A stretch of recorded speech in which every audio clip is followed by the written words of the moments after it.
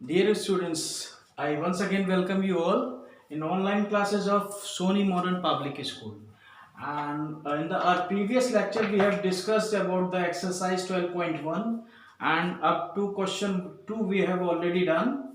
And on 2 onwards, that is question number 3 and 4, we will discuss in this particular video. Question third में ये है कि identify the numerical coefficient terms other than the constant in the following expression.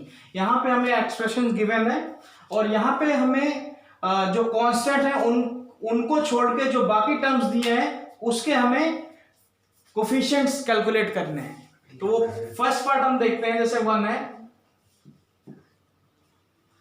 5 minus 3t²। तो इसमें जो ये तो constant हो गया हमारा, जो ये दूसरा टर्म है ये है -3t²। इसमें न्यूमेरिकल ये हमारा जो टर्म है -3t², इसमें जो न्यूमेरिकल कोफिशिएंट होगा वो होगा -3। ओके, न्यूमेरिकल कोफिशिएंट और टर्म, तो ये दो टर्म है। इसका न्यूमेरिकल को हमें ये तो बेसिकली कांस्टेंट हो गया, न्यूमेरिकल टर्म नहीं होगा। तो ये टर्म का इसका कोफिशिएंट न्यूमेरिकल कांस्टेंट आ गया, कोफिशिएंट आ गया -3। इसी तरह हम दूसरा क्वेश्चन लेते हैं। यहाँ पे हम देखेंगे कि यहाँ पे ये तो कांस्टेंट हो गया हमारा और जो टर्म्स हैं वो है t² t³। टर्म्स को लिखते हैं t, t², t³ और इसमें इसके न्यूमेरिकल वैल्यूज है, ये है 1, 1, 1। इसकी 1 है, इसकी 1 है, इसकी 1 है रिस्पेक्टिवली। तीसरा पार्ट हम देखते हैं। यहां पे आप देखोगे x plus 2xy plus 3y। यहां पे 3 कोफिशिएंट है, ये है आपका x plus 2xy plus 3y। Sorry, plus नहीं होगा, 3 टर्म्स हो गए, ये हो गया आपके कॉमा ये। तो यहां पे x का जो टर्म है न्यूमेरिकल कोफिशिएंट है वो है 1 और इसमें जो आपका न्यूमेरिकल कोफिशिएंट है xy का वो है 2 और यहां पे जो y का न्यूमेरिकल कोफिशिएंट है वो है 3। फोर्थ में हम देखते हैं। फोर्थ में हमारा यहाँ पे आपका जो टर्म है 100m एंड 1000m है, दो टर्म है 100m एंड 1000m। तो ये दो टर्म हो गए 100m, 1000m। तो यहां पे इस टर्म में जो न्यूमेरिकल कोफिशिएंट होगा वो 100 होगा और इस टर्म में जो न्यूमेरिकल कोफिशिएंट होगा वो होगा 1000। फिफ्थ पार्ट में हम देखते हैं। फिफ्थ में हमारा -p² q² + 7pq। एक तो टर्म ये हो गया आपका, ये वाला, एक ये वाला हो गया। तो टर्म्स को अगर बात करें तो p² q² हो गया एक टर्म, 7pq ये दूसरा टर्म हो गया आपका।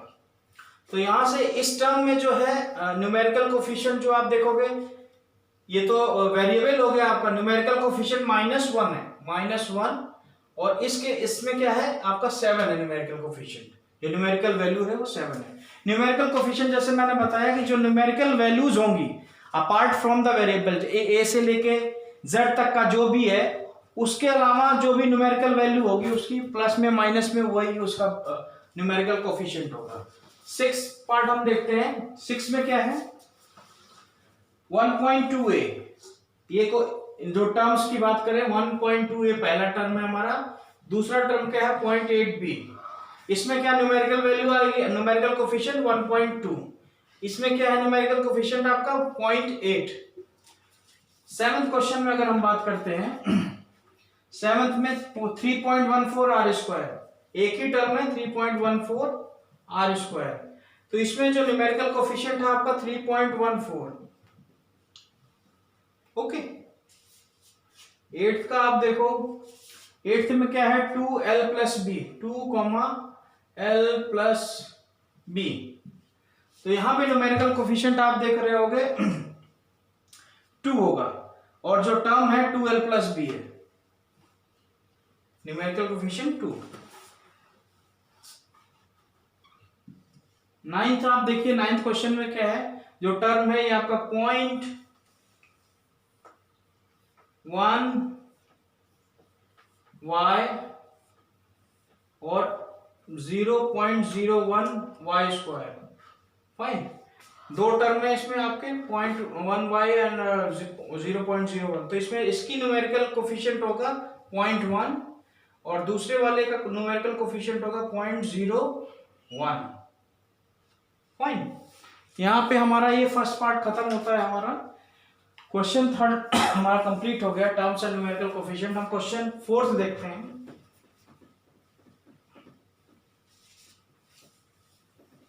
क्वेश्चन फोर्थ में दो सेक्शन है हमारा, सेक्शन ए है और बी है। क्वेश्चन फोर्थ का ए पार्ट में हमें क्या करना है, identify terms which contain x and give the coefficient of x. तो यहाँ पे हमें वो टर्म देखना है जिसमें जो कंटेन करते हैं एक्स को, और एक्स के साथ जो कोफिशिएंट है वो हमें मेंशन करना है। तो फोर्थ का ए पार्ट में हम अगर फर्स्ट का देखें तो इसमें जो y square x plus y है, इसमें आपका जो एक्स के साथ जो टर्म है जो एक्स को कंटेन कर रहा है वो है आपका वाई स्क्वायर एक्स। यहां पे हम लिखते हैं टर्म कंटेनिंग एक्स, और यहां पे आपका लिख देते हैं हमें कोफिशिएंट ऑफ एक्स ले लेना है, कोफिशिएंट ऑफ एक्स।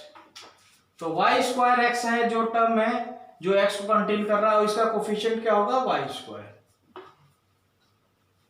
दूसरा इसी तरह देखें, दूसरा है आपका जो x को कंटेन कर रहा है वो है आपका टर्म 8yx, और इसमें जो कोफिशिएंट होगा इसका वो होगा आपका -8y। थर्ड क्वेश्चन में देखते हैं हम, थर्ड पार्ट में ये आपका x प्लस वाई प्लस 2। यहाँ पे जो x को कंटेन कर रहा है टर्म वो है x, और यहाँ पे इसका जो न्यूमेरिकल कोफिशिएंट है वो है आपका 1। कोफिशिएंट ऑफ x 1 है। फोर्थ में देखते हैं हम, फोर्थ में क्या है, आपको जो x को कंटेन कर रहा है टर्म वो है zx, तो और x का कोफिशिएंट यहाँ पे क्या होगा, z। फिफ्थ देखते हैं हम, फिफ्थ में क्या है, 1 प्लस एक्स प्लस वाई। यहाँ पे दो टर्म्स हैं जो x कंटेन कर रहे हैं, एक तो है x और एक है xy, ठीक है। और यहाँ पे जो x का टर्म है जो कोफिशिएंट ऑफ x है वो है आपका 1, और दूसरा जो कोफिशिएंट ऑफ x है वो है y। 6 में देखते हैं हम, 6 पार्ट में क्या कह रहे हैं।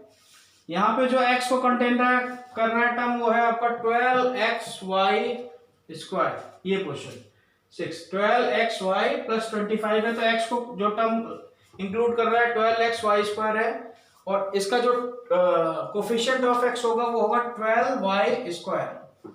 x के अलावा जो भी है 12y स्क्वायर, तो ये इसका कोफिशिएंट हो गया।